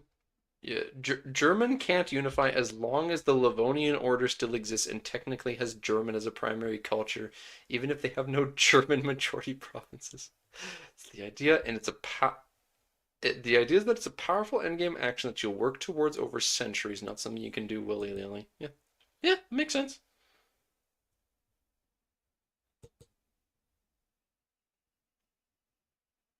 Making the map was a burden. Talking about the content will be fun. Poor Pavia.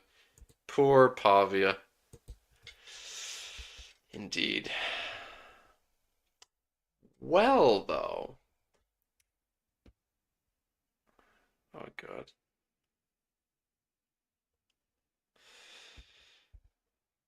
You're not just a Finn, you're the descendant of the greatest country that history has ever witnessed, the great Proto-Finnic Holy Roman Khaganate. You know, is that so? So, well, Aim, I'd like to inform you that because of the new CK3, like the plan for the next round of CK3 DLC, and the fact that Asia is going to be on the map, um, so, uh, once that DLC is out and the current mega campaign that's going on our server here is finished, the next mega campaign, my current plan is to play as Juan himself. I'm going to play as Juan the First and unify the great Juan Empire and venture west to defeat the great rivals in Tartaria before finishing off the dregs of the Finnic Cognate. uh,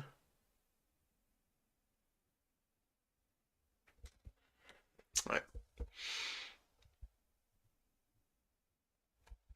So yeah, with that we um I don't think there's much in the way of yeah, I think that's them finishing up, as you said, Rasak, the core mechanics of the game and the main feedback changes that have happened to them as well. So yeah, it's gonna be flavor, feedback on maps, and international organizations, religions, I guess, too.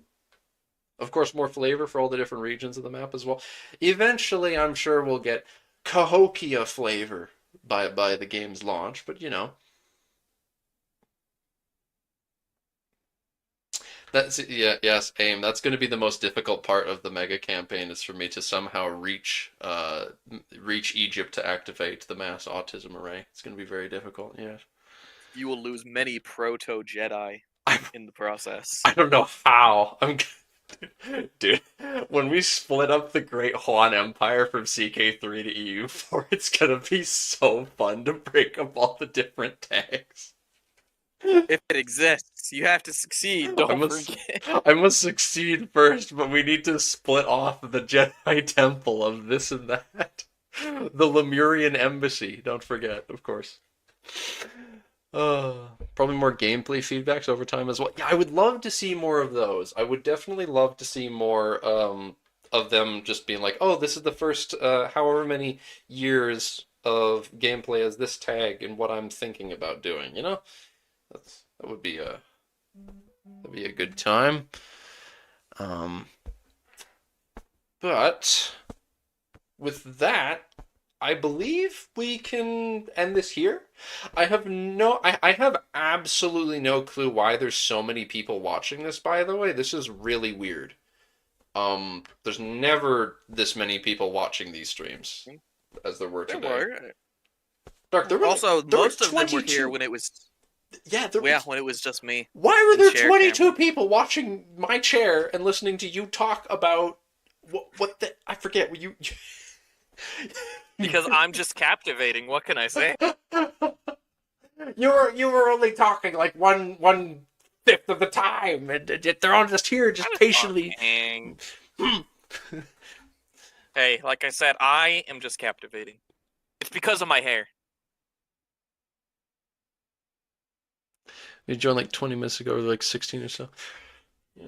So, what do you think the game's going to be announced this month? I think the game's going to be announced this month because, well, especially with the context that I was wrong about the half year thing and that it actually takes a year.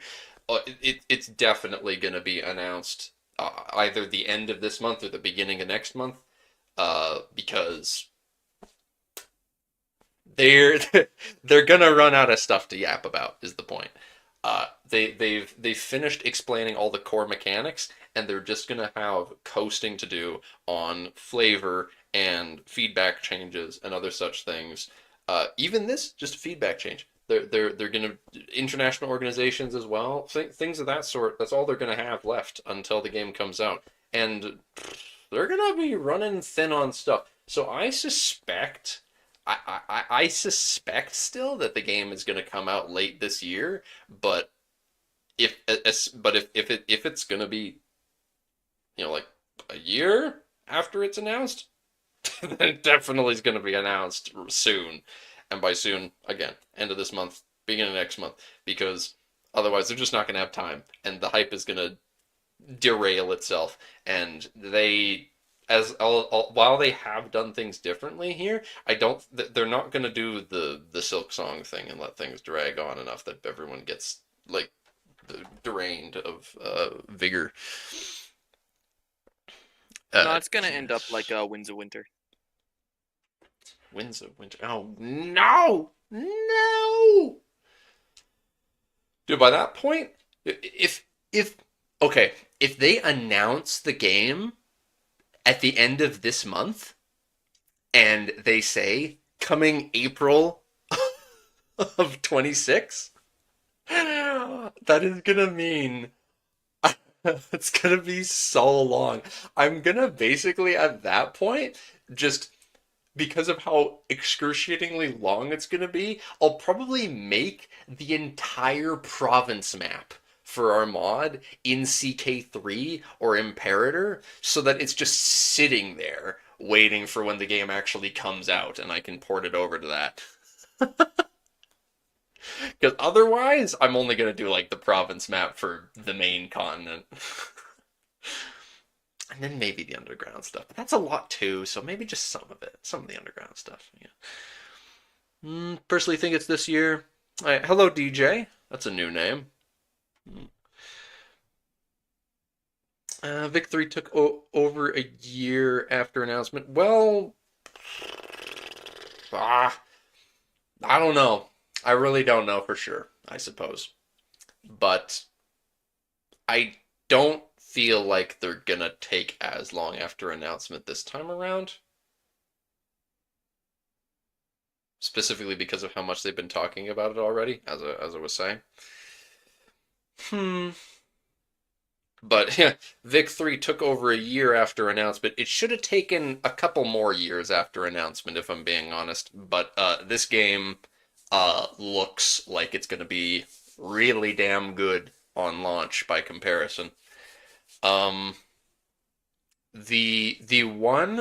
basically the only thing with EU5 that has me a little twiddling my fingers, like, is the fact that um, I've played I've played a little bit of Mayo and Taxes now, and I'm starting to figure out more about how that mod works, and so much with how much um of that like Mayo and Taxes vibe is in Project Caesar.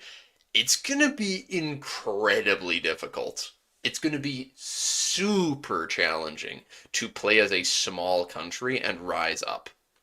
You're going to have to really sweat out those alliances to try and make anything like that work, I imagine, as a small country. It's going to be that same sort of feeling as Victoria, where you're just fucking useless if you're an OPM, uh, and you're going to need to really bullshit to make stuff happen, which I don't know how I feel about, but it's at the end of the day, it's kind of realistic. But I haven't gotten my hands on the game, so I don't know. But that's how I suspect it's going to be, based on my own experience with that mod. Because it's the same way with Imperator as well. However, Imperator has the one saving grace that every country has a minimum amount of levies they can recruit. Everyone has at least 2k men in Imperator. But this game, I don't think there's going to be any such thing. In a press release a while ago, Paradox said that they'll have game announcements very close to their release. Did they now? What? And from what I've seen from job openings, so Paradox is definitely extremely close to announcing here. You seem rather informed, DJ. Huh. QA analysis, content designers, and community managers for an unannounced game. This is, well, it's a shame that we're trying to end this stream here, because, yeah. You've got a lot of yeah. This is a we got a 5-head in chat suddenly. What the hell is this? What brings you to to this most unenlightened corner of the web, my dear friend? Oh goodness. You come into this chat and say, and you're like, hello, and I'm here holding a stuffed pig, tossing it back and forth between my hands, being like, yes, yes, I think that the game will be announced at this time because I vibes. And you're like, well, you see, due to all of this business stuff. uh, no way did they say that. A CEO of Paradox said they're aiming to release a game before year's end. Nah. What? That's a little too crazy. I could, but yeah, I do feel like it would be.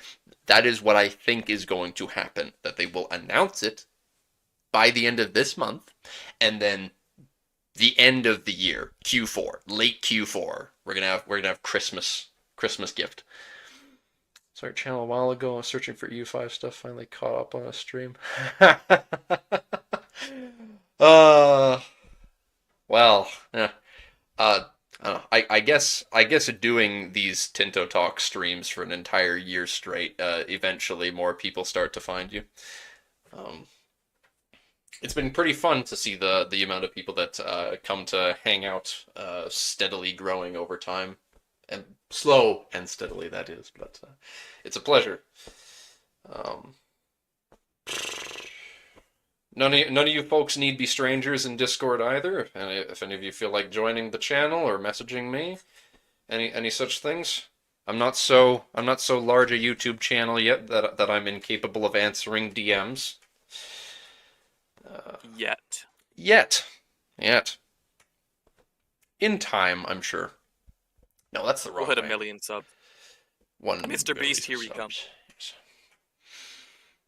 Next PDX game releasing this year. Yes, yes. They did legit say they will actually release a game that is closer to home in terms of genre, meaning a grand strategy game. Well, that is very curious. And Lincoln, stop falling over. Maybe I need to get him I need to get like a little Velcro strap or something so that he can stay attached to my shoulder easier. Um, hmm.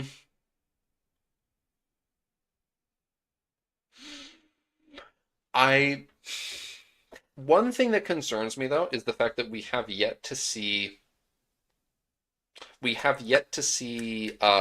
actual map.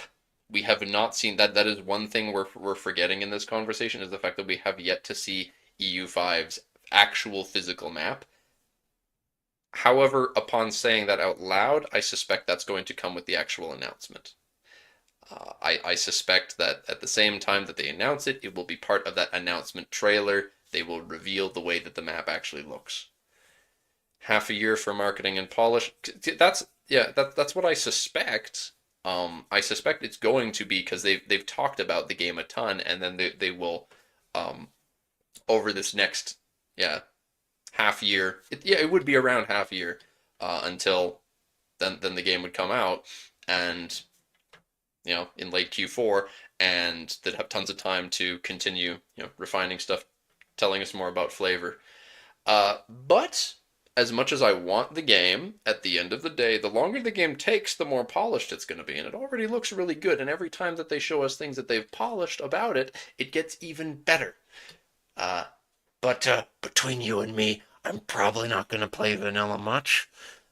Once any mods come out, um, there's definitely not my own. What? I'd never play my own mod. The game lead said the map will come with the announcement. What? Johan said that. Wow. How the hell do you know so much? This man is whack.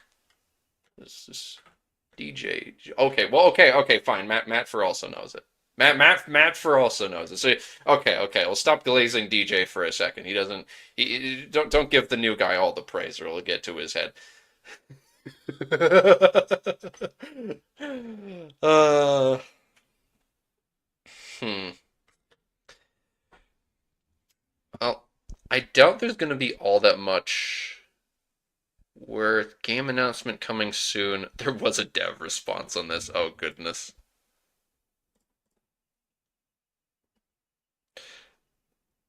I blame a certain Father Loris for that one. That was force-fed the Welsh and Outer Mongolian whiskey. Lambert. So they're all talking. It's just talking about the trip. God, look at these goons. I don't actually know these two guys. I don't know who those are. The Well, it right. says who they are. Where does it say? It doesn't say on this image. No, not on the Oh, image. here. On the post. Second for Ludi Feedback Gaming and PTX. Yeah, I don't know either of those. I don't know Feedback Gaming. Huh. Weird. I definitely know those You two, don't of know course. feedback? No, I don't. I I actually know don't. feedback. Third image, but it's not a picture of him. Lambert 9, the picture. Dude, he's always on camera. Why isn't he in this picture? And of course, Generalist Gaming. They actually got him out too. That's great. Dude deserves it. Generalist Gaming is a real G. He's a big Hoi 4 dude. Okay, well, no wonder I don't know about him then. But Generalist Gaming is a great dude for them to have called out because he is a great rising star example. I'm a big fan. He's a wholesome chungus, and he kind of popped up out of nowhere with Victoria and skyrocketed with it, relatively speaking. Very, very wholesome indeed. I want to see where he's at now, actually. Generalist Gaming. How big is he now? Oh, that's big, yeah. He popped off. Wow. That man over the past year has done incredible things with YouTube. Sheesh. The thing is that they wouldn't have ended EU4 DLC the start of last year if they weren't releasing a game. Why do you say that though? They stopped releasing EU4 DLC at the end of last year. Why does that mean that they'll release the game this year? I don't see how that has to connect. Um, However, I mean, Winds of Change. It's pretty obvious. The point is that it's releasing. Like I'm just saying. I know it's a pretty obvious correlation, but I just don't know how it means that it would happen really soon. Money, company, making more money. Yeah. Second biggest game in player count. It's a money cow. Well, it's true. It is definitely a huge cash cow. The way I always describe it is that Hearts of Iron is their most popular game, but EU4 is their most famous game. So releasing Hearts of Iron 5 would be huge for players. Of course, if you huge player count, that would be ludicrous. But EU5 is the bigger splash. Somehow I don't know how that works, but that's the general vibe I get. But yes, I hope the game is coming out this year because, again, I want to get my hands on it so I can mod it. I want to tear it to pieces and rebuild it better. Nah, I want to rebuild it in my own image is more accurate. Well,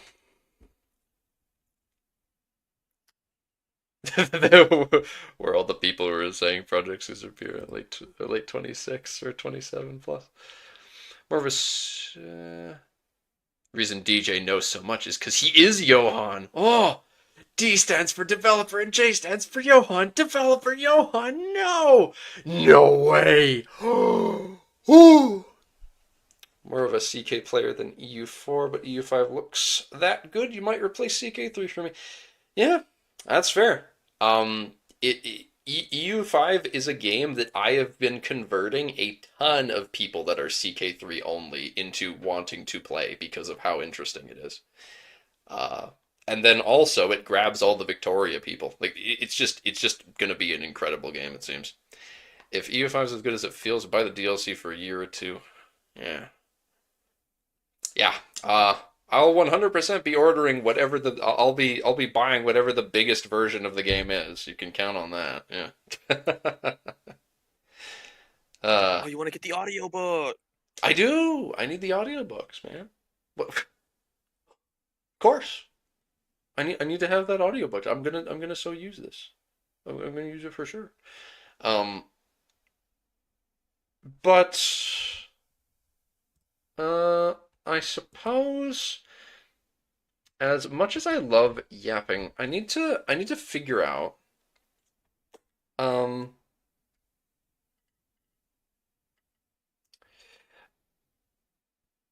I've got to be visiting a friend this afternoon, and I don't remember what the heck his apartment is anymore. So I got to figure out how to take the bus there. But after that, I'm gonna. Okay, well that was quick. He instantly responded to my text. But yeah, that's what I'm gonna be doing once this particular stream is ending. Not much more to say. So I think we probably can end the stream here, as much as I love yapping.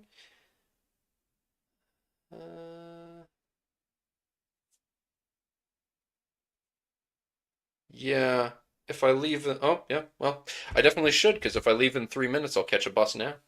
So, Get out of here. okay, guys, thank you all for watching, and I hope to see you next time. Bye bye. Bye bye bye bye bye.